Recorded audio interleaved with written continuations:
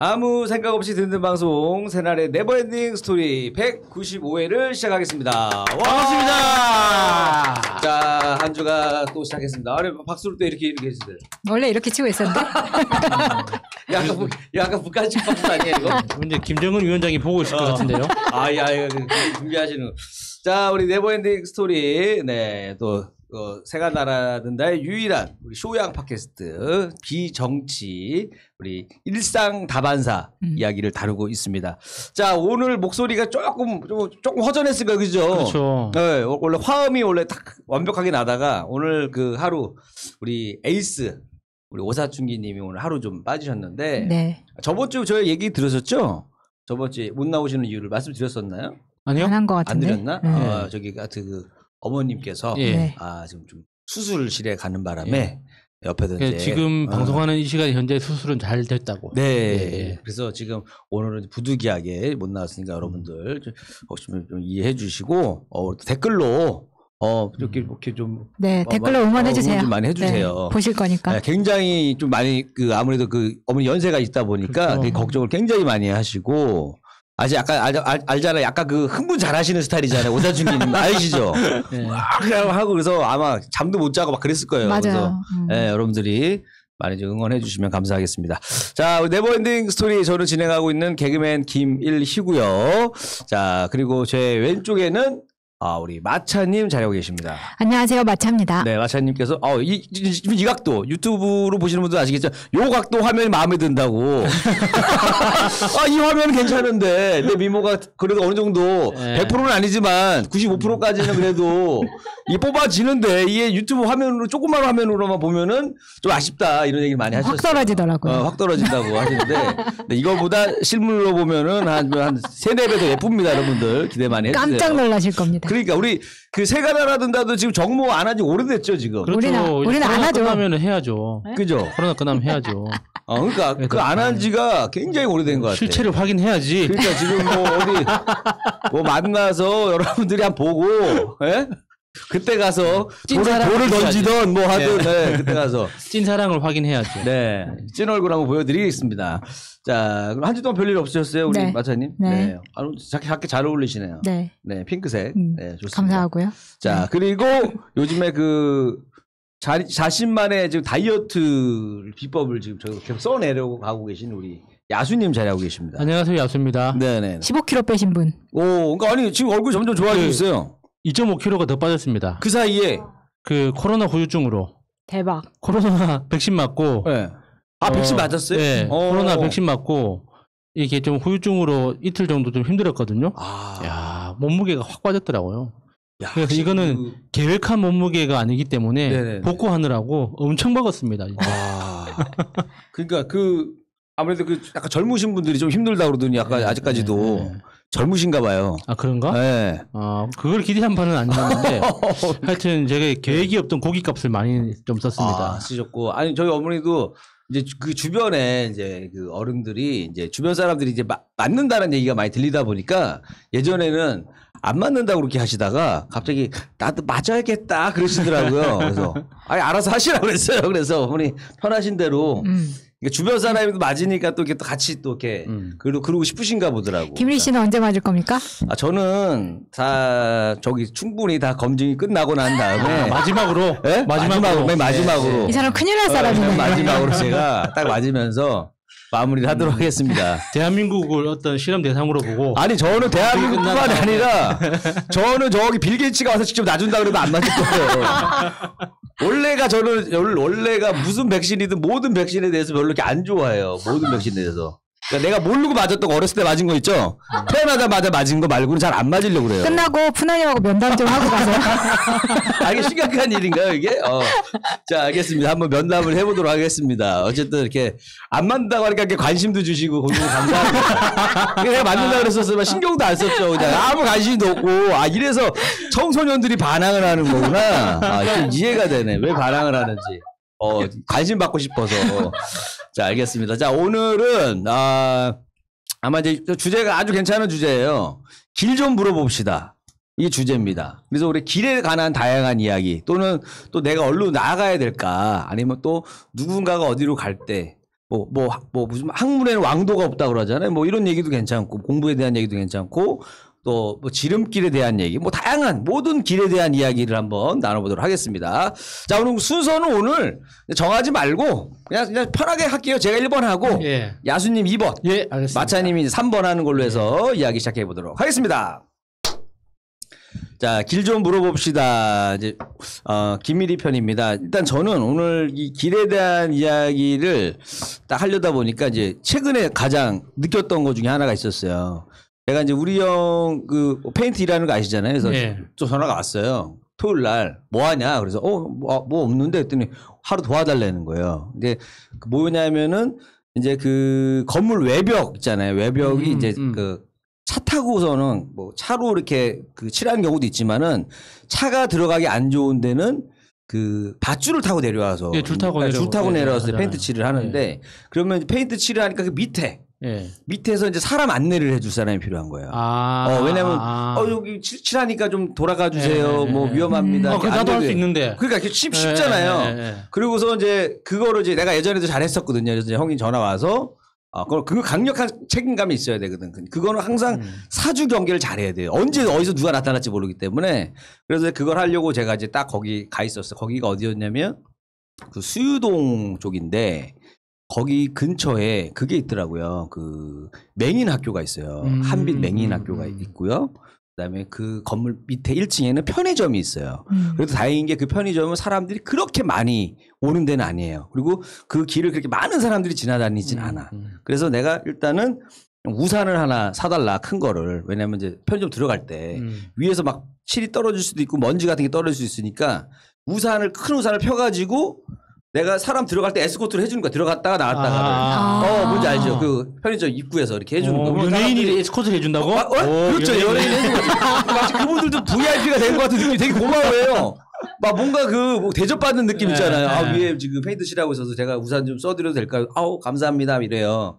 근데 이제 거기가 이렇게 하고 있다가 제가 이제 보니까 이제 맹인 분들이 이제 가끔씩 오시는 거예요. 근데 평상시에는 그렇게 많이 볼 일이 없잖아요. 편의점에서 사실 저도 그동안 편의점을 그렇게 많이 다녔지만 그 편의점 안에서 그 편의점을 들어가는 맹인분들을 본 적이 거의 없었거든요. 그날 때 처음 본 거예요. 근데 갈 때 이분들이 들어갈 때도 제가 이제 잠깐 좀 안내 좀 해드려도 되겠습니까? 이렇게 하면 왜 그러냐? 그러면 위에 공사 때문에 그래서 제가 이제 우산 씌워주고 좀 안에 입구까지만 좀 해드릴까요? 그랬더니 고맙다는 거예요. 그래서 딱 들어가. 그러면 이제 물건을 사는 것도 제가 옆에서 봐요. 그러면 어떻게 물건을 사실까? 그러면 이제 편의점 그 일하시는 분한테 막 얘기를 하시더라고요. 그러면 이제 그분이 이제 물건을 이렇게 갖다 주시는 것 같아. 그리고 그다음에 이제 그 돈 이렇게 카드로 안 하고 이렇게 막 백 안에다가 손을 넣어가지고 막 만지는 느낌 있잖아요. 돈을 이렇게.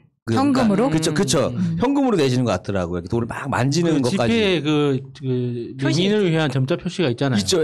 그거 확인하면서 계산하시는 것 같더라고요. 저도 이제 그 옆에서 본 건 아니니까 저는 그 문 밖에서 이렇게 잠깐 보이는 창문으로 본 거니까 하여튼 이런 느낌을 이제 보고 있었는데 하다 보니까 이제 좀 잊을만 하면 이제 그 맹인분들이 이렇게 와요. 그러면 이제 내가 우산 씌워주다가 얼로 가세요. 그러면 이제 그 맹인 학교로 간다는 거예요. 그럼 학교 들어가는 길을 제가 이제 일단은 페인트 칠하는 데서부터 좀 피해가지고 찻길을 건너가지고 이분들이 아실 만한 그 학교 가기 이제 큰 도로 찻길만 벗어나서 인도로 딱 안내해주고 끝내는데 제가 그걸 보면서 좀 든 생각이 뭐였냐면은 아니 이 길을 내가 봤다. 그 길이 오늘 주제가 길이잖아요. 그 길이 아니 여기 맹인분들이 이렇게 지나다니기가 되게 어려운 길이거든요.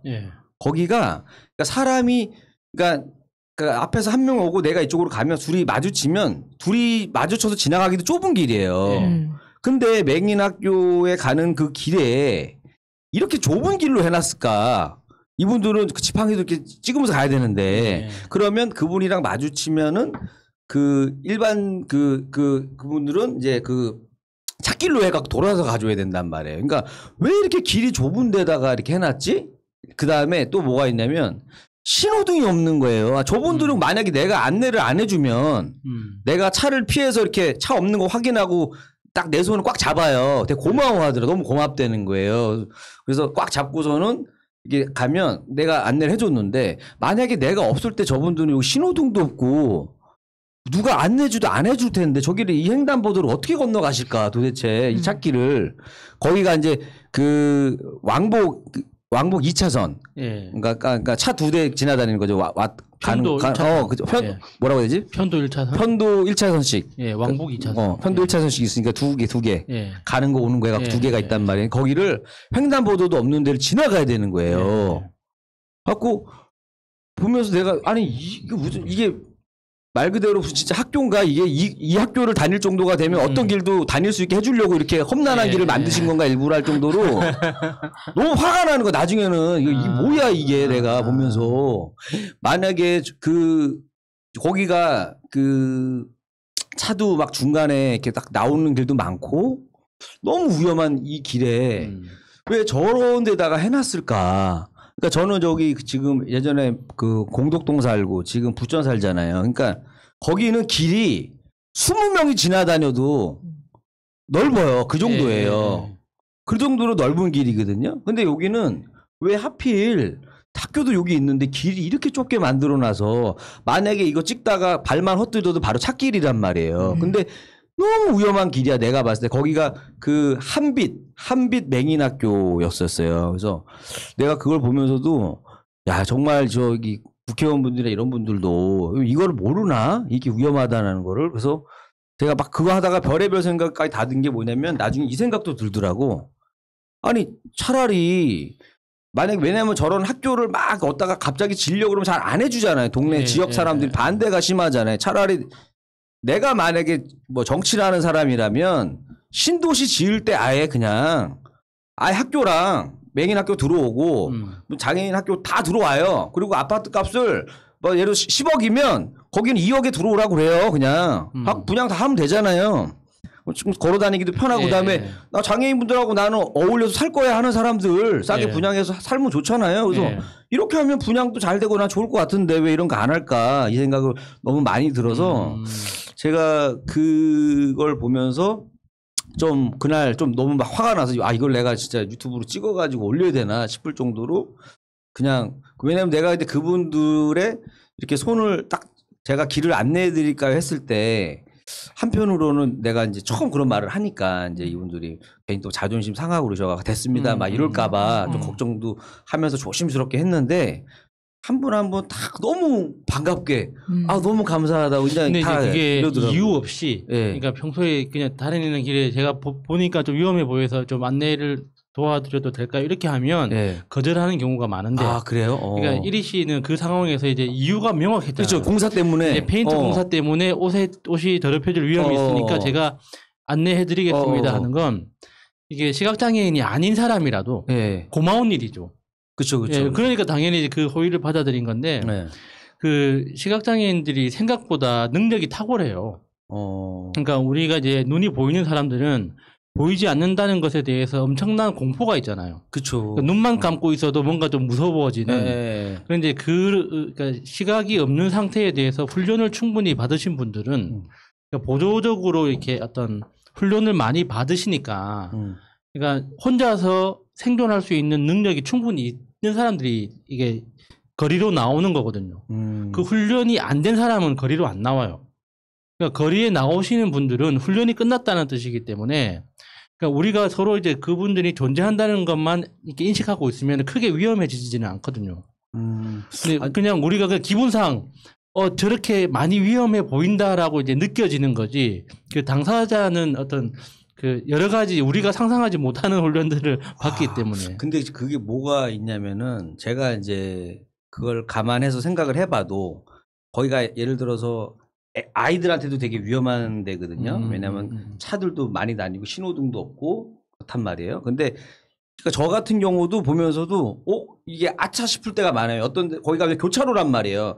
두 개가 다니면서도 또 하나 좌회전으로 껴드는 길도 있어가지고 그러니까 뭐 하나가 시스템이 딱 엉켜버리면은 사고가 얼마든지 날 수 있는 데인데 왜 신호등이 없다라는 게 일단 너무 아쉬웠었던 거가 1번이었고 그 다음에 하여튼 야 이거 길이 이렇게까지 이거 너무 안 좋다. 내가 생각한 것보다 너무 안 좋은 거예요. 그래서 이거는 좀 바뀌었으면 좋겠다라는 생각을 많이 하면서 그게 이제 생각이 점점 퍼져가면서 저는 진짜 무슨 뭐 그 장애인분들이 이런 그 맹인분들이나 많은 분들이 이분들의 이런 것들을 잘 못 챙겨가고 정책을 잘 못 가져가는 게 이런 의원분들이 많지 않아서 그런가? 그래서 난 진짜 여성 할당제를 할 게 아니라 차라리 이분들을 위한 할당제가 필요한 게 아닌데 이런 생각까지 하게 됐다니까요. 아까 이리 씨가 국회 가야겠네. 내가 집 문제까지도 해결을 생각을 하잖아요. 그래서 정말 이 시대에 어떻게 보면은 더 우리가 지금 뭐 여자의 인권에 대해서도 많이 얘기를 하다 보니까 지금 어떻게 보면은 이제 오히려 남자가 상대적으로 피해를 본다라는 얘기까지가 나올 정도가 됐는데 사실은 남녀 문제는 아니에요. 내가 봤을 때 이건 예전에 끝났다고 봐요, 이제는. 근데 오히려 이제는 이제 장애인분들이 과연 얼마나 우리들하고 이제 일반 분들하고 이렇게 어울릴 수 있는지 시스템이 되어 있나에 대해서 저는 이제 좀 생각을 많이 했는데 제가 그랬잖아요. 편의점에서 장애인 처음 봤다고. 그러니까 이분들은 어디서 뭘 사시는지 잘 모르는 거예요. 저도. 그러니까 자기들끼리 어디에서 이제 모여서 이게 잘 안 보이는 데서 이렇게 활동하고 계신지 모르겠지만 그래서 이런 생각이 일단 들어서 제가 그날 하여튼 그 모습이 좀 너무 오래 남아서 우리 정치하시는 분들이 좀 이런 것도 좀 관심을 가져주면 좋겠다. 그리고 차라리 무슨 뭐 그 신도시 지을 때도 무슨 벤처타운 해가지고 뭐 일자리 창출 뭐 이런 거 맨날 하지 말고 그냥 복지타운으로 해서 약간 이런데 그냥 다 그냥 갖고 와가지고 싸게 짓고 싸게 분양하고 그리고 장애인분들하고 어울려서 잘 살 수 있는 사람들을 위해서 집 마련해주면 나는 오히려 그게 훨씬 더 집값 싸게 산다고 그래서 누가 뭐라고 할 사람도 없고 싸게 준다고 누가 뭐라고 할 거예요. 그죠? 아무 불만이 없단 말이에요. 그리고 그거 다 알고 들어온 거고. 그럼 어쨌든 그러면 그분들한테도 혜택이 있는 거니까 이제 이런 생각을까지 좀 갔던 경우가 있었고요. 그다음에 이제 오늘 내가 이제 또 아까 또 재밌었던 거는 오는데 나는 선거운동이 다 끝났잖아요. 근데 오늘 선거운동 하시는 분들이 있더라고요. 그래서 내가 대선을 준비하시는 분들이 있어요. 혹시 국가혁명당? 맞아요. 벌써 하고 있어요? 벌써 하고 계시죠. 저는 합정동에서 뭐 미팅이 있어가지고 거기 딱 내렸는데 갑자기 여자분 네 분이서 막 이렇게 하는데 그 알바생들 같지가 않은 거예요. 왜냐하면 약간 끼가 많은 거예요. 에너지가 많은 거야. 그래서 뭘 저렇게 열심히 홍보하고 있나 했더니 이제 허경영 하면서 그 허경영은 월급을 안 받는 데입니다 하면서 막 뭐 하면서 춤을 추는데 이거 알바로 나올 수 있는 에너지가 아니에요. 텐션이 이거는 뭔가 믿는 사람. 믿는 사람이야. 강한 신뢰. 그러니까 이거 돈으로 저렇게 하라고 해도 할 수가 없는 거예요. 그래서 끼가 너무 많아가지고 내가 저분을 좀 촬영을 하고 싶을 정도로 너무 열심히 하시는 거예요. 그래서 벌써 준비하고 있구나. 저도 사무실 근처에서 간혹 보거든요. 네. 그러니까 그 제가 보는 분들은 나이가 엄청 많아 보이는 분들이에요. 최소 제일 어린 사람이 한 70대 중반 정도로 보이는데 정말 그러니까 그 차림새도 좀 남루해서 형편이 어려워 보이시는 분들이 이재용 사면, 이재용 상속세 폐지, 삼성 살리기, 국가혁명당, 당원 가입 받으려고 이렇게 활동하시더라고요. 그 연애 걱정하는 게 아니고 그다음에 재벌 걱정하는 게 아니라고 그랬는데도 불구하고 그렇게 걱정들 많이 하시는데 사랑이 많은 분들이야. 어쨌든 간에 벌써 지금 돌입했구나. 허경영 씨는 대선 준비를 하고 있구나라는 거를 보면서 그러니까 이것도 어떻게 보면 그 길에서 어떻게 보면 이제 합정동이라는 데가 굉장히 차들이 많이 다니는 동네예요. 버스 대중교통들이. 지하철도 있고 버스도 있고 그래서 정말 그 좋은 자리 한복판에서 그 열심히 운동하는 모습을 보면서 앞으로 다른 건 모르겠지만 허경영 씨가 지지율이 얼마나 받고 어떻게 될지 모르겠지만 어쨌든 그분들이 그 선거 운동은 저렇게 해야 된다라는 느낌이 왔었어요. 정말 억지로 하는 게 아니라 진심으로 우러나서 하는 선거 운동 있죠. 그래서 저 모습 하나는 내가 좀 기억에 남아서 하여튼 그 얘기 잠깐 제가 오늘 길에서 봤던 거고 제가 이제 최근에 이제 본 드라마가 참 길에 대한 게 많이 나오는데 혹시 드라마 중에서 나의 아저씨 보셨어요? 저는 안 봤어요. 안 봤어요?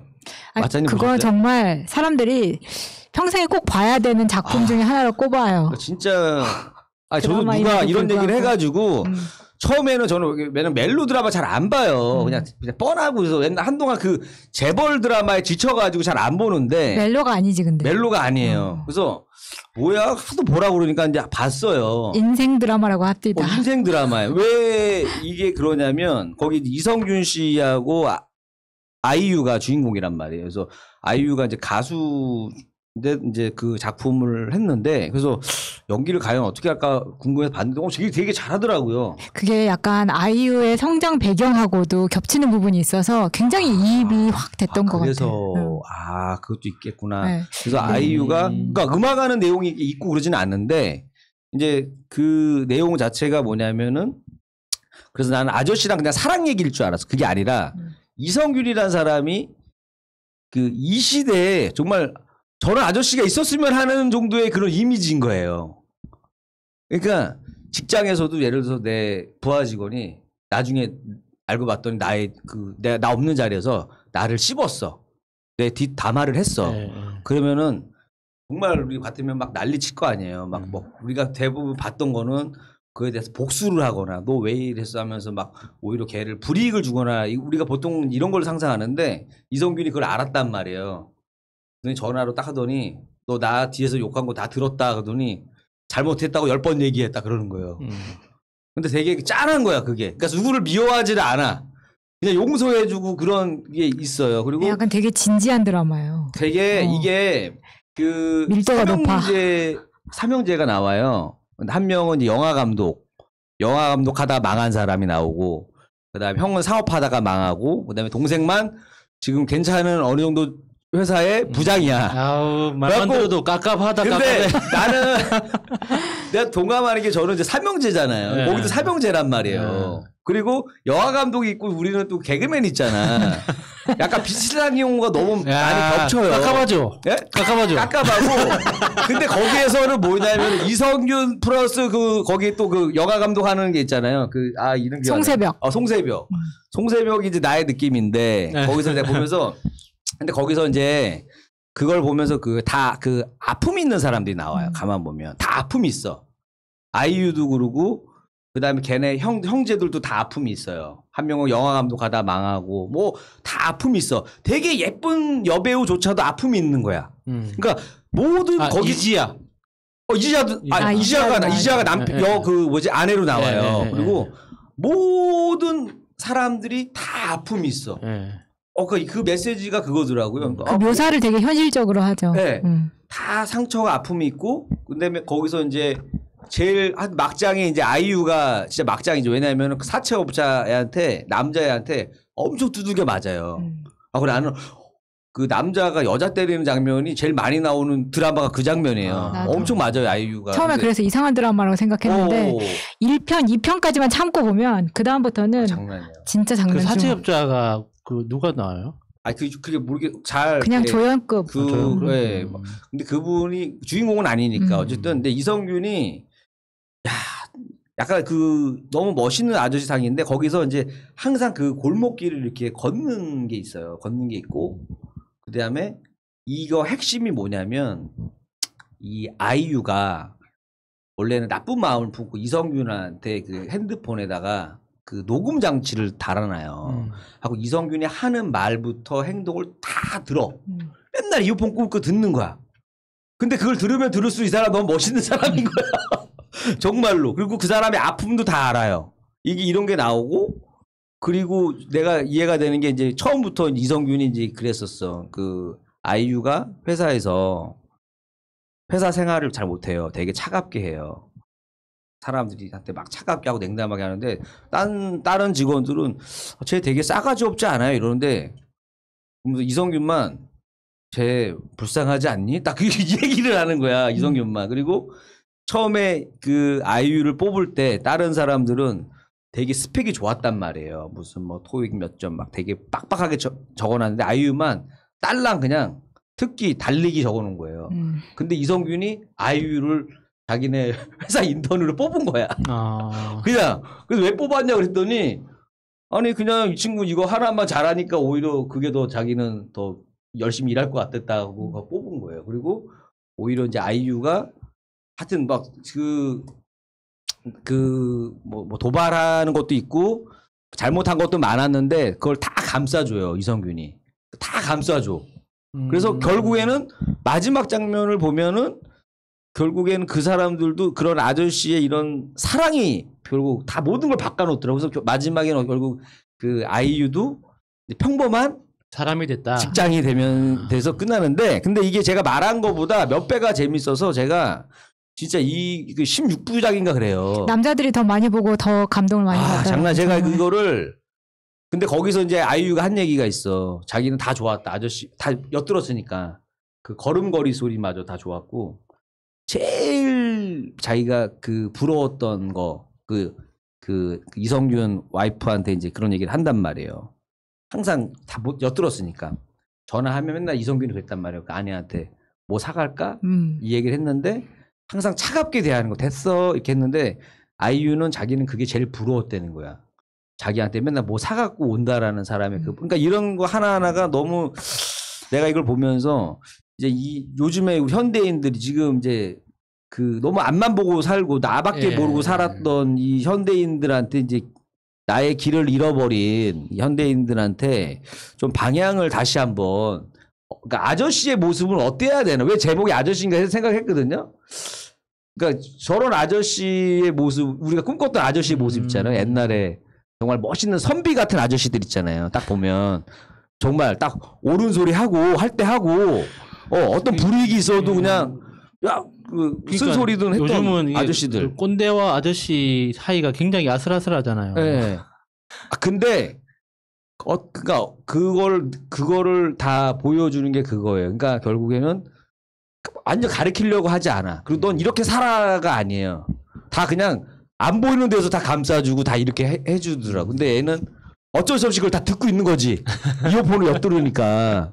그래서 우리 저기 새날 듣는 분들도 혹시 좀 요즘에 좀 내가 좀 길을 좀 잃은 것 같다 싶으신 분들은 그 나의 아저씨라는 그 드라마가 있습니다. 그거 한번 꼭 보시면 잃어버린 길을 좀 찾을 수 있지 않을까 생각이 듭니다. 제 얘기는 여기까지입니다. 네, 네버엔딩 스토리 195회. 드디어 이제 5회 남았습니다. 200회까지. 두 번째 시간 오사춘기님이 없는 네버엔딩 스토리 처음 하는 것 같은데 저는 그 길 좀 물어봅시다. 네. 그러니까 사람이 되는 길, 사람이 되는 길에 대해서 간략하게 짚어보는 건 너무 어렵고 네. 사람이 되는 과정에서 신기했던 거 몇 개만 이제 이야기를 해보려고 하는데 사람 만드는 과정도 나오는 건가요? 그런 거 말고 리얼하게 나오는 건가요? 지구의 역사가 46억 년이잖아요. 네. 그러니까 이게 46억 년 전에는 이렇게 아무것도 없었을 거 아니에요. 그냥 다 뭐 돌, 물 뭐 이런 거밖에 없었을 거 아닙니까? 거기에서부터 이제 46억 년 후에 이제 인간이 지금 이렇게 살고 있잖아요. 그 과정에서 신기한 거 몇 가지만. 그러니까 이게 지금 현재 우리 학생들이 배우는 교과서에도 아직 등재되지 않았는데 현대과학에서 사실로 이제 확인된 것들 중에 하나가 뭐냐면 빅뱅이에요. 그러니까 빅뱅 이론이라고 하잖아요. 네. 그러니까 태초에 우주가 이렇게 뭔가 이제 큰 폭발이 있어가지고 이제 우주가 팽창하면서 네. 그 일부가 이제 지구가 되고 뭐 이런 게 이제 이론적으로 그렇게 우주가 만들어지지 않았을까라고 이제 한 1970년, 80년대쯤에 이제 이론이 제시가 되고 이제 그게 이제 그냥 이론으로만 존재하다가 이제 2000년, 2010년 이후로 그게 사실로 이제 검증이 된 거예요. 그래서 그 사실로 검증한 연구 결과들이 다 노벨상을 연이어서 계속 받고 있거든요. 그래서 지금은 빅뱅이 물리학적 사실로 인정이 됐습니다. 폭발해서 된 거라는 예, 다 거는 증거도 인정이 됐고 발견을 했고. 왜 폭발했다라는 것도 있나요? 그건 없죠 아직. 그러니까 그거는 이제 뭐 이야기의 단계인 거죠. 그러니까 왜냐고 물어보면 왜 그 태초에 왜 그렇게 됐냐고 물어보면 그거는 그냥 종교나 어떤 관념의 영역인 거고. 그러니까 물리적으로 관측하고 확인하고 실험하고 검증할 수 있는 이런 그 세계에서는 빅뱅이 존재했었다. 최초의 그 폭발이 있었고 폭발 직전의 상태가 어떠했다라는 것까지 지금 다 이제 검증이 됐거든요. 그래서 앞으로 한 5년, 10년 정도가 지나면 교과서에 다 반영이 될 거예요. 지금은 교과서에는 반영이 안 되고 있는 상황인데, 그 교과서에 반영되기 직전인 거죠. 그런 측면에서 이제 인간이 우주에 존재하지 않았던 시간이 있잖아요. 그러니까 우주의 나이가 130억에서 136억 년 정도라고 이제 하는데, 우주의 나이, 그러니까 지구의 나이가 46억 년 정도라고 해요. 그러면 한 90억 년 정도 이게 차이가 있잖아요. 우주의 나이하고. 그러면 이제 90억 년 동안은 그 그러니까 지구라는 것 자체가 존재하지 않았다는 뜻이잖아요. 그러면 46억 년 전에 지구가 처음 만들어질 때 별의 형태로 만들어졌겠죠? 지금 우리가 태양을 보든지 뭐 화성이나 뭐 목성을 보는 것처럼 그런 식으로 이제 뭐 어떤 우주적 사건을 통해서 이제 지구라는 덩어리가 생겼을 거 아닙니까? 그러면 그 상태에서는 그러니까 이게 지구는 다른 별에 비해서 철이 많거든요. 근데 그거는 철은 다 이제 핵에 응집돼 있고 철로 만들어진 핵을 이제 뭐 여러 가지 물질들 중에 벤틀도 있고 뭐 이렇게 해가지고 지금 우리가 땅을 이렇게 딛고 사는 데는 다 흙으로 이제 만들어져 있잖아요. 그 과정까지 되는 게 한 10억에서 20억 년 정도 걸린 거래요. 그래서 그 전까지 20억 년이 될 때까지만 해도 이제 세포라는 개념도 없었던 거지. 그러니까 뭐 바다의 온도가 뭐 500도였고 뭐 이랬다고 하더라고요. 근데 이제 그 바다가 식기 시작하면서 이제 걸쭉한 모든 흙이 이제 물도 아닌 흙도 아닌 걸쭉한 상태에서 뭔가 뒤죽박죽 됐을 때 최초의 세포가 생겨야 될 거 아니에요. 근데 이제 우리가 보통 제가 지난 시간에 이야기했던 미토콘드리아 이야기할 때 이 미토콘드리아가 희한한 그 세포인데 박테리아 같은 개념인데 그 애가 이게 물질 대사를 하면서 그 애가 열을 만들어낸다고 했잖아요. 그러니까 그 열을 만들어낸다는 게 우리가 보통 이제 종이 태우거나 나무 태울 때 이게 불이 확 타고 나면 이제 까만 재가 남잖아요. 네. 그러니까 그 재가 남는다는 게 이제 산소가 탄소하고 만나가지고 이산화탄소가 되는 과정이거든요. 그러니까 우리 몸에서 만들어지는 에너지도 마찬가지예요. 그러니까 우리 인간의 몸은 70% 이상이 물이잖아요. 그러니까 물로 이루어진 몸이 그러니까 어떤 음식을 먹어.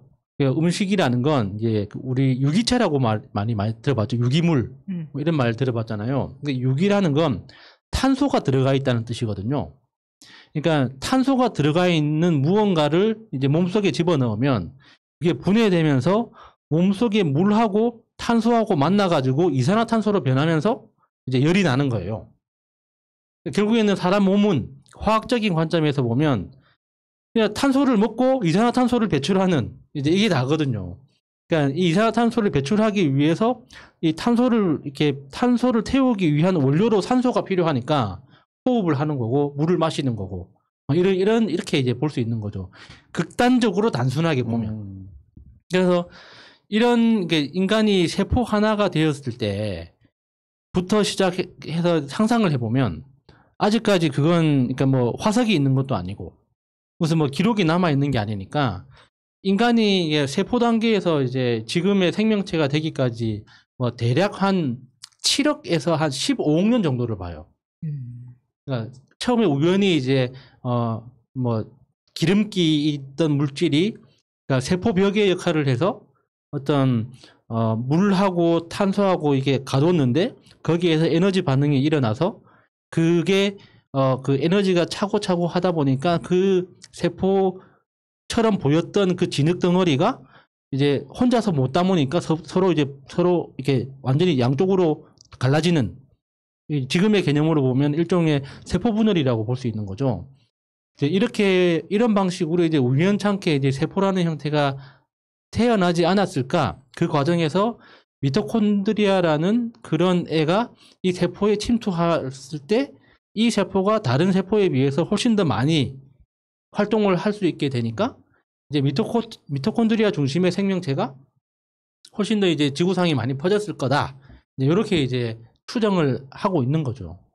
이제 15억 년 전에 15억 년부터 이제 지금까지 이렇게 너무 이야기가 기니까 그 과정에서 정말 신기하게 주워 들었던 이야기 하나가 멍게 이야기인데. 멍게요? 예, 멍게. 멍게가 우리가 이제 그 해산 멍게를 멍게 할 때 멍게. 해산 멍게 말미잘 할 때 그 멍게가 보면 이제 그 공처럼 생겼잖아요. 그래서 네. 배를 가르면 안에서 속살이 나오고 그렇죠. 걔는 이제 껍질하고 내장밖에 없잖아요. 네. 아무것도 없잖아. 근데 그 멍게가 새끼 때는 물고기처럼 생겼습니다. 그 멍게가 태어날 때는 그 작은 물고기 있잖아요. 작은 물고기처럼 꼬리하고 이제 눈, 마감이 이렇게 다 달려 있는 상태로 태어나거든요. 그래가지고 바닷속을 막 열심히 헤엄쳐 다녀요. 그래가지고 그 좀 약간 바닷속에서도 약간 해가 잘 안 들어오는 곳에서 자리를 잘 잡고 크잖아요, 멍게가. 그 자리를 딱 잡으면 그 물고기가 제일 먼저 자기 뇌를 소화시켜서 먹어요. 그러니까 더 이상 움직일 일이 없잖아. 뭔가 동충하초 같은 건가? 동충하초가 그렇게 돼요? 네. 그 벌레가 식물이 되는 거잖아. 아, 그래요? 몰랐어요. 멍게도 신기하고 동충하초도 신기하네. 이게 아까 어떻게 보면은 약간 방에만 이렇게 처박혀 있고 안 나가는 사람도 있잖아요. 약간 그런 것처럼 약간 이제 어디 딱 어디 한쪽 짱 박혀가지고 꿈쩍도 안 하면서 먹을 것도 없으니까 이제 자기를 이제 잡아먹고 이렇게 한다 이거잖아요. 그러니까 그게 이제 이게 좀 시사하는 게, 그러니까 이게 인간의 인간뿐만 아니라 모든 생명체가 그러니까 신경과 뇌를 갖고 있는 건 움직이기 위해서라는 거죠. 그러니까 움직임에 동원되는 신경 어떤 활동들이 엄청 많은 에너지와 어떤 신경 활동을 요구하기 때문에 움직일 때는 뇌가 필요한 거예요. 근데 이제 움직이지 않겠다고 결정하는 순간 뇌라는 게 필요 없어지는 거죠. 그냥 그 에너지 대사하는 영양 생태계만 있으면 그 다음부터 자동으로 이제 그 바다 속에서 있는 그 미량의 미네랄을 소화시키면서 그냥 성장할 수 있는 환경이 되니까 뇌가 필요 없으니까 딱 정착하자마자 제일 먼저 자기 뇌부터 먹는다고 하더라고요. 그러니까 저는 그 이야기 들으면서 좀 생각한 바가 많았거든요. 어떤 생각을 하셨어요? 그러니까 사람이 그러니까 생각하는 이 행위도 이게 에너지가 들어가는 건데 생각하는 행위 자체를 멈추면 정말 그 생각하는 능력도 사라진다는 거죠. 그 중환자실에 오랫동안 누워 있는 사람들은 재활 훈련할 때 그러니까 이게 근육 자체가 그러니까 그 근육 양이 빠진다고 근육이 빠진다고 하는데 실제로는 그 신경의 능력이 죽어 있는 거예요. 그러니까 신경 능력이 굉장히 저하돼 있어 가지고 근육에 붙어 있는 그 신경 세포들의 자극을 다시 주는 훈련을 하거든요. 그러니까 이게 사람이 움직인다는 그 역할 자체가 우리한테 이제 시사하는 바가 굉장히 많죠. 그래서 우울증에 걸린 사람들한테 과거에는 약 처방을 많이 했잖아요. 근데 요즘은 약 처방보다 운동 처방을 많이 해요. 그러니까 사람이 이제 기분이 걸으세요. 밖에 좀 그렇죠. 햇빛 받으면서 걸으세요. 기분이 다운된다고 해서 더 가만히 있으면 그 다운되는 기분이 더 심해지거든요. 그래서 그걸 이제 약을 통해서 이제 보조적으로 인위적으로 이제 기분을 회복시키면 결국에는 몸의 수준으로 다시 내려가는 거예요. 그러니까 몸의 에너지 수준을 높이면 마음도 같이 올라가는데 마음만 올려놓으면 다시 몸으로 내려오거든요. 그러니까 그게 이제 최근에 현대의학에서 이제 여러 연구를 통해서 검증되면서 요즘은 우울증 처방에 대해서 약 대신에 운동 처방을 하는 경우가 훨씬 많아요. 근데 아직까지 뭐 둘 중에 한 명 정도는 약 처방하는 경우도 있다고는 하는데 과거에 비하면 엄청 많이 줄어든 거죠. 확실히 제가 시사 프로 이런 거 많이 봐도 보면은 우울증이라던가 어떤 범죄하기 전에 보면은 이렇게 방에 햇빛을 다 가려버리더라고요. 그러니까 커튼을 쳐버리든가 아니면 뭐 종이를 붙여가지고 해를 다 가려버리고 그리고 이제 집에서 이제 오래 지내다가 뭐 범죄를 일으키시는 분들도 계시고 그러니까 실제로 그러니까 우울증에서 번지더라고 그렇게요. 그래서 내가 이제 그런 걸 많이 봐요. 이 사람이 그런 범죄하기 전에 그러니까 조울증이 있었던 분이신데도 자기 보니까 병원 정신병원에서 그 집을 가봤대요. 그러니까 가자마자 이상했던 게 창문을 다 갈아놨다 이거예요. 다 가는 거야. 그분이 그 자기 아버지를 죽였단 말이에요. 죽였는데 갖고 조현병이라고 신고를 많이 했단 말이에요. 해서 와가지고 다 가려놨단 말이야 창문을. 그래서 이상하고 그래서 병원 데리고 가려고 그랬는데 법이 바뀌어가지고 그러니까 이 사람이 누가 봐도 환자인데 나 안 갈 거예요 하니까는 데려갈 수가 없는 거야. 그래갖고 결국에는 악화돼가지고 치료를 안 받아갖고 결국에는 이제 더 큰 사건을 냈던 그런 거였는데 여기서도 보니까 그 운동 처방 같은 게 있었으면 다행인데 약도 잘 안 먹고 치료를 안 받으니까 더 망가지더라고요.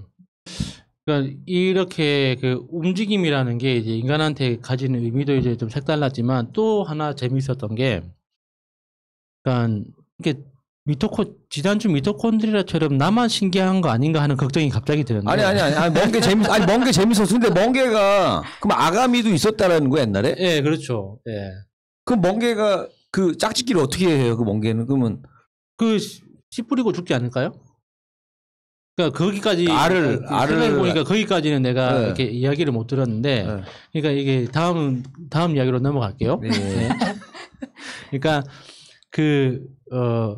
우리가 빛의 속도가 그러니까 초속 30km잖아요. 1초에 30km를 날아가는 속도잖아요. 근데 소리의 속도는 초속 340m란 말이에요. 그러니까 속도 차이가 엄청나잖아요. 그러니까 0.3km하고 30만 km하고 차이니까 거의 300만 배 정도 차이가 나는 건데, 그렇게 그 속도 차이가 엄청난데 우리가 영화관에서 영화를 볼 때 이 빛이 들어오는 거하고 소리를 듣는 속도하고 동시에 듣잖아요. 네. 그러니까 빛이 먼저 우리 눈에 닿는다고 해서 이렇게 싱크가 안 맞아가지고 머리가 어지럽거나 하지는 않잖아요. 그러니까 그게 너무 신기한 거야. 그러니까 그 신기해야 되는 건가? 그러니까 당연하게 생각하고 살았던 건데. 그러니까 그 당연한 건데 한 번 이게 그 속도가 다르다는 건, 그러니까 이게 과학적으로 밝혀진 건 뇌가 보정을 한다는 거예요. 그 시간 차이를. 그러니까 이게 뇌에 닿는 신경의 거리를 진화적으로 조절해서, 청신경은 짧게 설계가 돼 있고 시신경은 이제 머리 뒤로 돌아가 가지고 길게 이제 돌아서 이제 닿게끔 이렇게 설계가 돼 있는데, 설계가 된 게 아니지, 그렇게 진화를 해왔는데 알아서 싱크를 맞춘다는 건가? 그렇게 해도 속도 차이가 너무 많이 나는 거죠. 그러니까 그 청신경하고 시신경하고 이 속도 차이가, 그러니까 시신경의 그 세포들이 다른 세포들에 비해서 지방 함량, 기름기가 더 많이 끼어 있어서 저항이 조금 더 크게 진화하긴 했어도 그 속도 차이가 그러니까 완전히 상쇄될 만큼은 아니라고 하더라고요. 그러면 뇌에서 알아서 그걸 이거는 소리고 이거는 빛으로 들어온 이미지니까 이거를 알아서 조정을 해서 우리 그 대뇌로 보낸다는 거지. 이게 전두엽이라는 곳으로 보내서 우리가 딱 볼 때는 동시에 시간이 맞춰진 정보를 볼 수 있도록. 그러니까 이게 이제 어떤 지점에서 신기하냐면, 인간은 한 번도 동시라는 개념을 본 적이 없다는 거예요. 그러니까 눈앞에서 벌어지고 있는 게 뇌에서 시간을 조정해서 정보를 우리한테 인식시키는 거니까, 실제로 눈앞에서 벌어지고 있는 게 정말 0.001초 차이일지라도 실제 어떤 일이 벌어지고 있는지 우리는 한 번도 본 적이 없다는 거예요. 그러니까 저는 이거 이야기 듣고 나서 정말 몇 년 동안 고민했거든요. 나는 그러니까 이거를 그냥 우리가 그러니까 빛의 속도 할 때는 진짜 저기 실제 빛 이런 것만 생각했는데, 실제로 이렇게 보는 거에서도 이게 시차가 있다고 생각하니까는 저는 그 생각을 안 해봤거든요. 그냥 다 하나 그냥 실시간 느낌이어가지고. 실시간이죠. 그 모든 사람들은 그렇게 착각을 하고 있는 거죠. 그러니까 뇌가 신기한 거예요. 뇌가 모든 걸 결정하고 있는 거죠. 내가 스스로 보고 있다라고 느끼는 것. 그러니까 이 시간 얼마 안 남아서 짧게 하나만 이야기를 하면, 그러니까 우리가 이 팔을 이렇게 뻗겠다라고 이제 생각하기 전에 팔이 먼저 뻗고 있다는 거예요. 팔을 뻗어야지. 살을 안 뻗었는데 봐봐요. 팔을 뻗어야지. 안 뻗었잖아요. 그러니까 이게 여러 실험으로 보면 이게 이 사람은 그러니까 먼저 결정하고 행동하는 게 아니라 이렇게 움직임을 먼저 발생시키고 나서 그걸 교정해 나간다고 하더라고요. 이게 이제 사람에서 이게 어떤 그 뇌에서 운동신경의 명령을 내릴 거잖아요. 그러니까 그 운동신경이 이게 발생한 그게 이게 팔이나 다리까지 전달되는 속도와 실제로 움직이는 그 시간 차이를 그 측정을 해보면 항상 이 명령이 전달되기 전부터 움직인대요.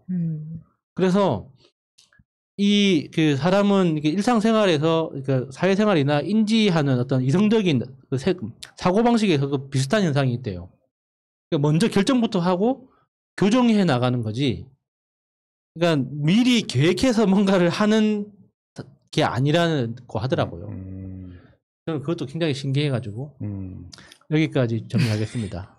네. 네, 이번 주 네버엔딩 스토리 길 좀 물어봅시다 시간을 보내고 있는데요. 뭐, 네. 뭐 도에 관심 있어 이런 것도 괜찮아요. 네, 워낙 또 제가 그 정도로 그러니까요. 특화되어 있기 때문에. 제가 도에 항상- 관심이 있습니다. 가가지고 제사 지낸 적이 있습니다. 그러니까 그런 얘기 왜냐 그분들이 항상 길 좀 물어봅시다가 첫 멘트가 그거거든요. 길 좀 물어봅시다로 말을 걸어가지고 그걸 걸고에는 도로. 근데 같은 얘기야. 도도 길도자 아니에요 그거? 도를 아십니까? 도를 아십니까? 길을 아십니까? 네, 네. 아 신기하네. 근데 저는 항상 내가 검색을 열심히 하지만 검색해서 나오지 않은 것을 꼭 할 때 내가 남들이 안 가본 길을 왜 이렇게 가려고 하는 게 많지라는 생각을 많이 했었거든요. 그래서 그 멋있는 뭐- 거잖아요. 남이 가지 않는 길을 가는 거. 근데 그걸 또 내가 막 멋지게 막 헤쳐나가고 이런 것도 아니고 항상 막 검색해가지고 요만큼 가서 막 걸리고 막 이런 것들이 많다 보니까 딱히 남들한테 도움이 될 것 같다 이런 것도 아니에요. 근데 그 안 가본 길을 가는 것들 중에서 제가 그 지금까지는 뭐 무당 뭐 이런 이야기 많이 했었는데 이태리 형지순례도 가본 적이 있거든요. 근데 그때는 이제 한참 성당에 빠져 있을 때였는데 우리 네스 시간에도 이야기한 적 있지만 그 보스니아 헤르체코비나 지역에 몇 번 들어간 적이 있었어요. 그때 내전 직후에. 그래서 아직 위험할 때였는데 저희 이제 대모님이 마포에서 그런 성지순례 여행사를 하고 있기도 하고 해서 갈 기회가 좀 많이 있었었거든요.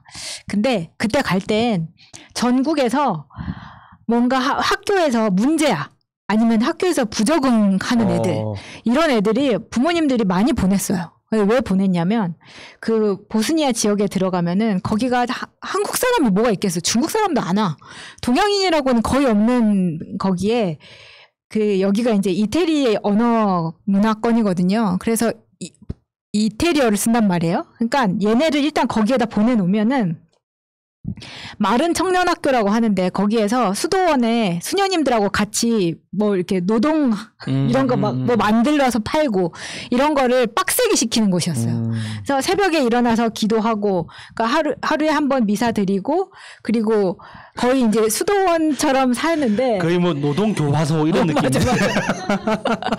집단 생활하면서 근데 그 안에서 서로 이제 좀 배워서 그러니까 한국이라는 그 안에서 애들이 막 갇혀서 스트레스 받다가 그래 그럼 네가 원하는 대로 거기 가서 한번 살아봐 해가지고 보내는 부모님들이 종종 있었어요. 많지는 않았어요. 왜냐면 어차피 그게 또 이태리까지 부모가 가지 않은 곳에 아이를 보낸다는 게 또 쉬운 건 아니니까. 근데 거기가 아마무리에 좀 한국에서는 보낸 사람들이 우리 애가 거기 갔다 오더니 이만큼 좋아졌다 이런 이야기가 이제 통하면서 부모님들이 좀 보낸 사람들이 있었어요.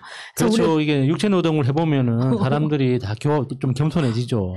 그게 이제 한국에서 못하는 그런 스파르타식. 아니 거기서 무슨 물건을 만들어요? 뭐 마리아상을 깎는 거예요? 뭐 아니면 그런 거 배우는 거 하는 거예요. 오. 근데 뭐 예를 들면 거기가 국제적인 성지다 보니까 전 세계에서 사람들이 몰려오면은 미사를 한번 할 때마다 왜 이거 하잖아요. 영성체. 밀떡. 영성체 할 때 밀떡 이런 거 나눠주잖아요. 이것도 다 빚어서 하는 거거든요. 다 그 친구들이 다 그거 뭐 수녀님. 한국에서 말 안 들어가고 사고 친 애들이 그 한 걸로 다 나눠주는 거예요. 그리고 근데- 거기 먹고 자고 해야 되잖아요. 네. 먹고 자는 그 공간도 자기가 직접 청소해야 그러니까. 되고 주변 정리 이렇게 정원 그 관리하고 담장 그 수리하고 하는 것도 다 직접 해야 돼요. 갔다 온 것 같은데? 비슷하게 해본 적은 있습니다. 그러니까 거기 가면은 그래서 부모님 이 울타리 안에서 벗어나서 네가 바깥 세상이 얼마나 힘든지 알아봐라. 사실 이런 취지인데 다 잘 되는 건 아니에요. 또 그 안에서도 그러니까 거기가 한국 애들만 모이는 게 아니고 이태리에서도 오고 독일에서도 오고 막 오다 보니까 그 안에서도 한국에서 내가 좀 주먹 좀 쓰고 했던 애들은 거기 가서도 대장 노릇 하려고 하고 그렇죠. K 주먹. 야, 또 K 주먹. 그런 것들이 많이 알려야지. 있었거든요. 근데 이제 거기가 꼭 학교에서 이제 관광객들한테도 오픈을 해요. 그래서 걔네들이 간증 같은 걸 한단 말이에요. 내가 여기 들어와서 이만큼 이태리어도 할 수 있게 되고 이렇게 사람이 됐습니다. 그리고 내가 만든 작품 같은 거 보여주고 이제 이런 거를 하는데 몇 번 봤어요. 근데 거기가 이제 성지라고 하면 제일 유명한 게 루르드라고 하잖아요. 기적의 성수 해가지고 이 성수를 뭐 마시거나 바르면은 뭐 안진뱅이도 일어나고 막 이런 게 세탁기도 있었어요. 고치고 그 맞아요. 세탁기. 그런 것들을 해요. 그래서 하는데 거기가 이제 그 내전이 시작되기 직전이었나? 아무튼 그 성모 마리아 산에 아까 거기 원래 성모 마리아 산이 아닌데 거기에 성모 마리아가 나타나서 성모 마리아 산이라고 부르는 데가 이제 생긴 거예요. 근데 이제 김일희 씨 표정 별로 안 좋죠? 듣고 있어. 아니 왜냐면 이거는 기독교 뭐라 그러지 개신교에서는 인정을 안 하는 부분이니까. 네. 근데 이제 교황청에서도 항상 이거를 아직까지 마지막 결론으로 여기를 인정하겠다 루르드처럼 성지가 그러니까 성모님이 발현하신 대로 인정을 하지는 않은 걸로 알고 있거든요. 그러니까 그 성지로 인정을 하려면 교황청에서 요구하는 3가지 기적이 있어야 돼요. 세 가지나 됐나? 네, 그래서 그 교황청에 그 조사단 조직이 따로 있거든요. 그래서 그 조사단이 계속 주시하고 있습니다. 그래서 여기는 다른 데랑은 좀 달랐어. 거의 이제 인증을 받는다고 보는 것이고 사실 근데 이런 데 비슷한 데는 많거든요. 우리나라도 있어요. 나주의 눈물 흘리는 피눈물 흘리는 성모 마리아상 막 근데 그런 거는 약간 인증을 받지 못했죠. 거기는 확실히 좀 아니라는 이야기가 더 많이 있어서. 바티칸에서 나와가지고 조사 다 하거든요. 다 해요, 다. 과학자들도 나와가지고 막. 그러니까 그거 카톨릭은 그래도 이거 조사단이 그래도 있어가지고. 왜냐면 그 만약에 피눈물을 흘렸다 그러면은 그 눈물을 이렇게 받아가지고 혈액형 검사도 하고 막 해요. 그런 것들이 있더라고. 근데 잘돼 시스템이 잘 돼 있더라고요. 시스템이 잘 돼 있어. 그러니까 그 카톨릭 쪽은 네, 돈이 많으니까. 그러니까 뭐 나왔다 그러면 투입해 가서 알아봐 이게 있는데 교회 쪽은 예를 들어서 너무 이게 다 좀 많이 좀 분산돼 있는 느낌. 여기를 딱 한 군데서 딱 하니까 이거 맞아 이거 아니야 딱 됐는데 여기는 조직이 딱 돼 있어. 그러니까 그게 없으니까 서로 여기를 다 잘났다. 천주교는 직영점 체제. 그렇지 직영점이 예, 좋아. 기독교는 대리점 체제. 대리점이니까 이게 다들 영업에만 철학이 돼 있어가지고 누가 서로 그냥 견제가 안 돼요. 맞아요. 아니 그러다 보니까 이게 성지 순례를 가더라도 이런 지금 보스니아도 3명의 아이들이 성모님을 봤다. 이것 때문에 이제 유명해진 거거든요. 근데 여기를 가기 전에 이태리에서 한 바퀴 돌 때 그게 또 나와요. 아까 말했던 뭐 나주의 눈물 성모님은 같은 경우에는 이제 인증을 못 받았지만 받은 곳이 있었어요. 그 예수님의 심장 조각이 나왔다. 막 이제 이런 데가 있었단 말이에요. 근데 그거는 뭐냐면 심장 조각이요? 이태리에서 신부님도 미사를 항상 사람들하고 지내는 게 아니고 수도자들끼리 지낼 때 신부님이 이거 영성체를 딱 모시면서 순간 자기가 의심을 했다는 거예요. 이게 정말 하느님의 예수님의 몸일까? 라고 생각을 한 순간 이 입에 모셨던 영성체 그 뭐라 그러지? 그게 피로 변했다. 이렇게 이런 이야기가 있어요.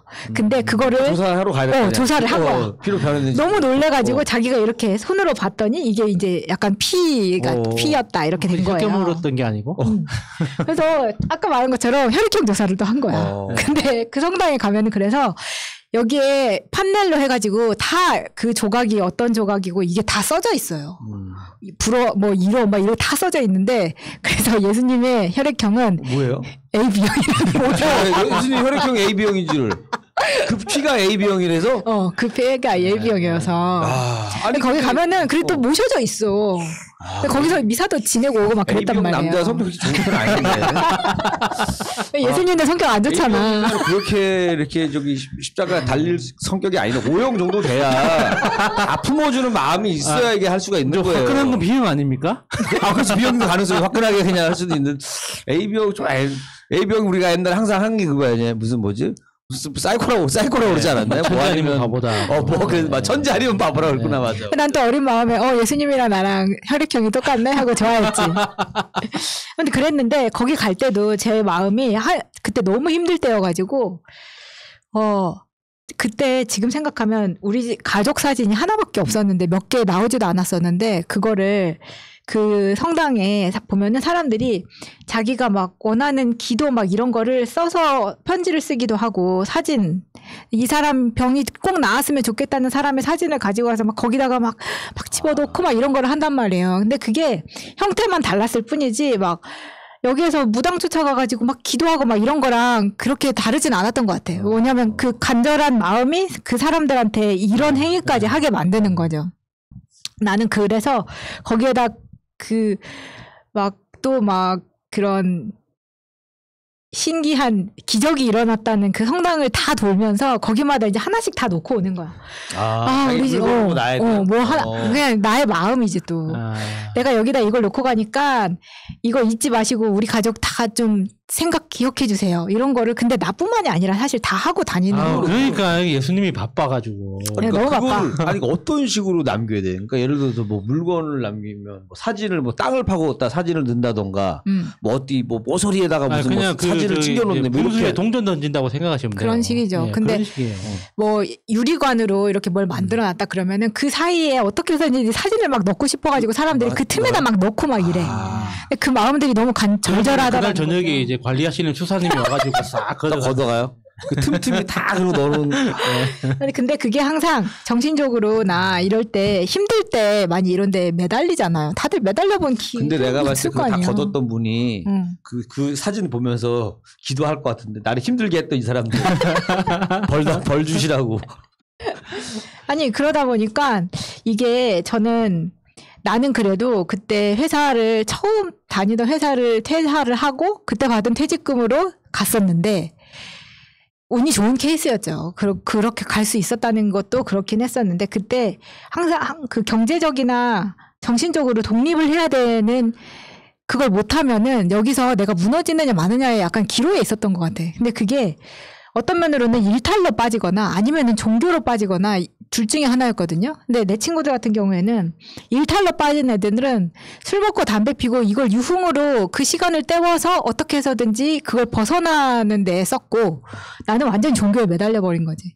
그러니까 열심히 내가 기도하고 이렇게 되면은 좋아질 거라는 희망 하나 붙잡고 살았기 때문에 근데 지금은 약간 좀 후회하는 것 같은데 종교로 그런 거를 아니요 그쪽은 네. 왜냐면 일탈로 빠지지 않아서 그나마 내가 술 담배 안 하고 좀 시간을 그나마 잘 보낸 게 아닌가라는 생각을 하거든요. 사고 안 치고. 수녀가 될 생각은 안 했어요. 했죠.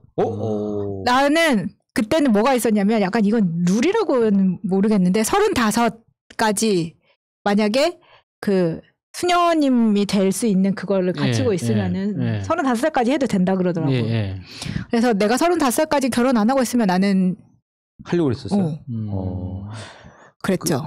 나 저번에 들었는데 우리나라에도 아예 밖에 생활 안 하고 그냥 그 수도원에서 기도만 하는 수도원이 있어요. 봉쇄 수도원이 우리나라에도 있어요. 여관에도 있고 한데 나도 가봤어요. 밀양에도 가면 있고. 그래서 어디 밖에 안 나가고 거기에서만 딱 기도만 드리고 이제 그거 이제 그 신부나 수녀가 될 때 이제 마지막에 종신서원이라고 하는 걸 하거든요. 몇 단계 이제 그 퀘스트가 있는데 최종 퀘스트 이제 딱 돌파할 때 종신서원이라는 거 하는데 그때 선택을 해요. 봉쇄인지 아닌지? 봉쇄인지 이제 내가 이렇게 속세에서 이렇게 봉사를 할 건지. 그래서 내가 이제 속세를 떠나겠다고 결정을 하면 다 그냥 자동으로 그냥 시스템이 갖춰져 있습니다.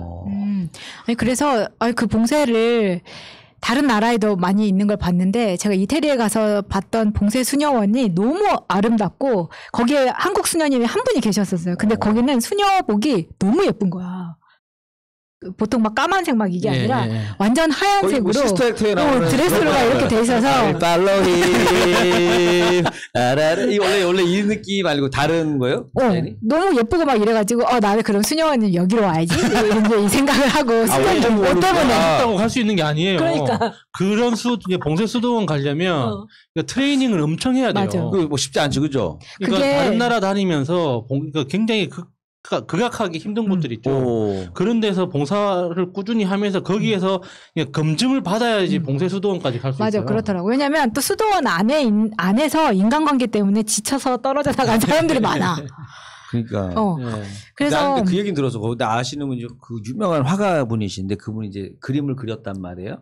그러면 그 수녀님은 이제 그 그림을 자기가 이제 느낌으로 이제 이런 마음으로 그렸겠다 하고 얘기를 하는데 거의 90%를 맞히시더래요. 그림에 대해서, 의미에 대해서. 그러니까 아까 거기 안에 계시는 분이 아까 이게 신기가 있어? 아니, 신기가 아니라 이게 뭔가 영빨이 좋아. 발달되시나 봐. 뭔가 그 사람의 그 심리라든가 마음을 꿰뚫는 그런 능력이 생기지 않나 이런 생각을 했죠, 저는.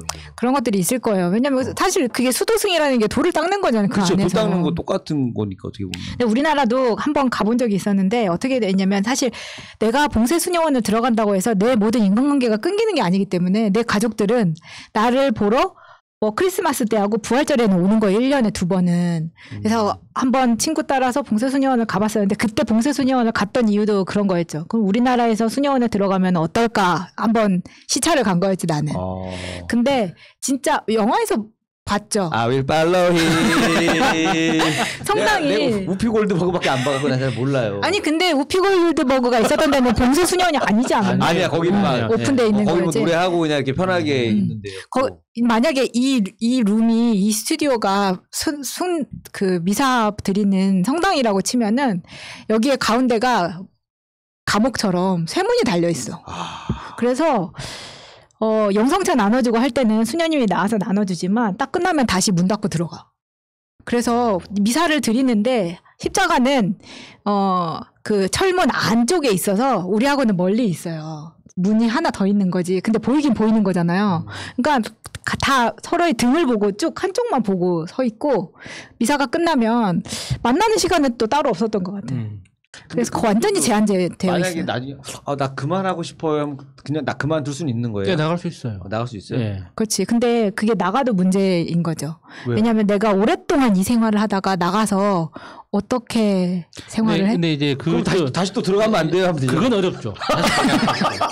그러니까 그게 그러니까 선택이 어려운데 나오기가 힘든 이유가 뭐냐면 이 가톨릭이라는 시스템이 정말 무서운 게 장례까지 책임져 줍니다. 장례? 노후를 책임져 준다를 넘어서 아. 장례식까지 책임져 주거든요. 그러니까 내가 이 종교 조직에서 이게 헌신하겠다고 마음만 먹으면 평생 돈 걱정은 안 해도 돼요. 그러니까 부자로 살 수는 없는데 돈이 없어서 문제가 되는 상황은 절대 안 생기거든요. 그러니까 이 가톨릭이라는 전체 이 시스템이 엄청 무서워요. 그것 때문에. 그리고 또 스님이나 스님이래 수녀님이라던가 신부님은 또 누가 또 사기 같은 것도 안 치잖아요. 이분들한테는. 그렇죠. 그러게 맨날 벌 받을까봐 아니 그게 아니라 돈이 없어요. 돈도 없고 이게 맞아요. 통장 받아봤자 뭐 몇백만 원밖에 그렇죠, 없거든요. 평생에 이제 버는 돈이 없으니까. 그러니까 뭐 누가 돈 꺼달라는 얘기도 안 하고 그냥 기도만 해주고 어디 가면 항상 그래도 다 좋아해 주시고 하니까 마음도 예를 편하고. 들어서 그 목사님들이 개척교회 하나 만들려면 자기가 다 해야 되잖아요. 그쵸. 근데 그 수녀님이나 신부님들은 내가 이제 저쪽 그 성당으로 발령을 받았어. 집, 차, 생활용품 그냥 다 세팅이 돼 있습니다. 차도 나오나? 그냥 몸만 가면 돼요. 몸만. 차는 안 나올 거야 아마. 그러니까 그거는 그 활동하는 영역에 따라서 달라요. 그러니까 수도원 중심의 교회는 그러니까 성당은 안 나오는데 교구 활동을 하는 성당에서는 관용차 개념으로 같이 나오는 경우도 있거든요. 그래서 가톨릭 시스템이 무섭습니다. 그러니까 정말 막강한 조직이거든요. 그래서 지금은 이제 수녀님은 어차피 안 되시는 거 아니야? 저는 한번 결혼하면 안 되는 거죠? 하고자 하는데 길이 왜 없겠습니까? 그래 하고 나서도 내가 무조건 반드시 해야 됩니다. 그러면 할 수도 있는 거예요? 할 수 있어요. 아니 뭐 얘기가 어떻게 하다 보니까 수녀님 그걸로 빠지긴 했는데. 아니 근데 누구나 한 번씩 고민은 해보잖아. 내가 수도승으로 고민 안 해봤어요? 아니, 그러니까 내가 왜 이렇게 잘하고 있겠어요? 그러니까 여기는 심각하게 고민을 했어. 그러니까 그리고 뭐 내가 그 있잖아요. 아까 저번 시간에 얘기했던 거죠. 나의 아저씨에서도 보면은 그 이성균 친구가 맞아. 제일 친한 친구가 절에 스님으로 갔어요. 그러니까 너무 잘 나가던 사람이었는데 다 버리고 그 스님으로 가버렸어요. 그러면서 그것도 뭔가 또 시사하는 바가 있더라고. 왜 저 얼굴도 잘생기고 인기도 제일 많고 공부도 잘하던 사람이 불교의 문제가 네. 노후 보장이 안 된다는 거거든요. 노후가 위험해. 은퇴하면은 안 되나? 은퇴라는 개념이 없잖아요. 거기도 시스템이 중앙 집권적 시스템이 아니라서 그런 거야. 그래서 이게 그 사다리에서 경쟁에서 탈락하면은 노후를 스스로 책임져야 돼요. 굉장히 그래서 좋은 라인을 타려고 이렇게 소림사에서 수료를 많이 했다. 수료를 해야 되는 거야. 라인 종교의 귀의를 하고 싶으면 카톨릭을 추천한다. 그렇지. 이런 이야기죠. 네. 길 좀 물어봅시다. 제 얘기는 이렇게 끝을 내도록 하겠습니다. 네. 네. 뭔가 길 좀 물어봅시다. 굉장히 그 철학적이면서 그래서 뭔가 우리 그 도를 아십니까 분들이 왜 이야기를 했는지도 좀 알 것 같기도 하고. 자, 오늘은 그래서 오늘 뭐 길에 대한 다양한 이야기를 해봤습니다. 그래서 여러분들도 진짜 막 열심히 갔는데 내가 지금 이 길이 맞나 하고 잠깐 이렇게 다시 확인할 때가 있어요. 그 다음에 멈춰서 이제 그때는 누구한테 물어보면 돼. 여기 어디로 가는 길 맞아요? 물어보면 되는데 잘 안 물어본단 말. 특히 남자분들은 어떻게든지 자기 자존심으로 가려고 하는 게 맞는데 가끔씩은 물어보는 거 별로 힘든 게 아니거든요. 그래서 그 물어본다고 하는 게 꼭 누가 사람한테 물어보는 것도 있지만 어떤 좋은 영화 한 편에서 답을 찾는 경우도 있고 책 한 권에서 얻는 경우도 있고 또 지나간 역사적 인물에서도 또 얻는 경우도 있는 것 같아요. 그래서 여러분들 한번 이제 열심히 잘 가고 계시겠지만 요 시기에 한번 길 한번 다양하게 한번 물어보시면 좋지 않을까 생각이 해봤습니다. 자, 다음 주에 저희는 이제 오늘 우리 오사춘기님이 자리를 비우셨는데 다음 주에 우리 함께하기를 또 기대하면서 네. 다음 주에 또 새로운 주제로 인사드리도록 하겠습니다. 여러분 감사합니다. 감사합니다. 감사합니다.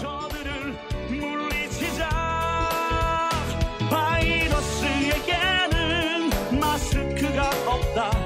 어서 가자 바이러스보다 먼저. 그러니 내일보다 먼저 가자. 우리들의 희망을 형제이게 하자. 설령 그것이 내일이라 해도 현재로 저들을 물리치자. 바이러스에게는 마스크가 없다. 어서 가자 바이러스보다 먼저.